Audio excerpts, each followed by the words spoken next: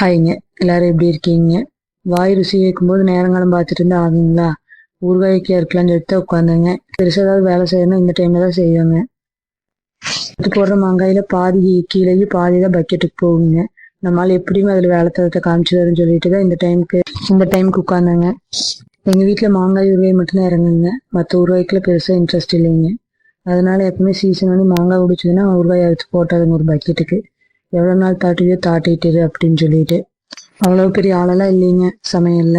இப்பதான் ஒவ்வொன்றா கத்துட்டு இருக்கேங்க. கைக்கு மட்டும் வேலை கொடுத்தா பார்த்தாது, கண்ணையும் அப்பப்போ கொஞ்சம் கவனிக்கணுங்க. இல்லை அப்படின்னா மூளை மனசும் தனித்தனியாக அடிச்சுக்கிட்டு கடைசியில் நம்மளே பைத்தியமாக்கிடுவாங்க. ஏதோ ஒரு யோசனையை கொண்டு போய் விட்டுருவோங்க.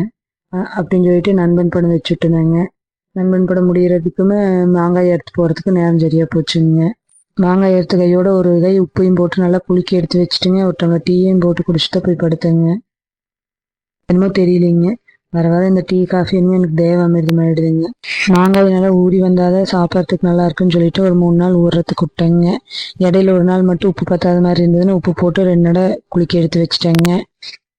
வடச்சட்டி வச்சு 2 டேபிள் ஸ்பூன் வெந்தயம், ஒரு 15 வரமிளகாய், ஒரு 2 டேபிள் ஸ்பூன் கடுகு போட்டு நல்லா வறுத்துட்டேங்க.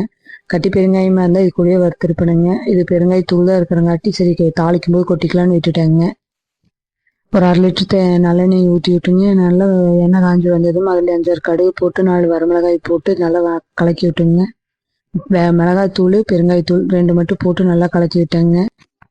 மாங்காய் கொட்டி நல்லா எண்ணெய் பிரிஞ்சு வர்ற அளவுக்கு நல்லா கலக்கிட்டே இருந்தாங்க. அடிப்பத்தாம பார்த்துக்கணுங்க. கீழே அடி பிடிச்சிருச்சுன்னா அப்புறம் வாசம் அடிக்குங்க.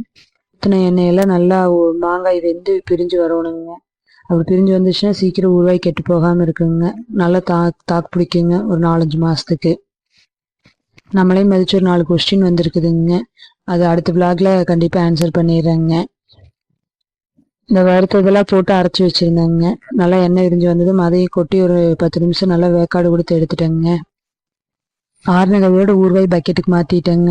இல்லை அப்படின்னா ஆற்றிக்கு தண்ணியில் வேலைக்கு காமிச்சிருவா அப்படிங்க. என்னோட ஸ்டைல் ஊறுகாய்ங்க. இன்னொரு விளாக்ல பார்க்கலாங்க.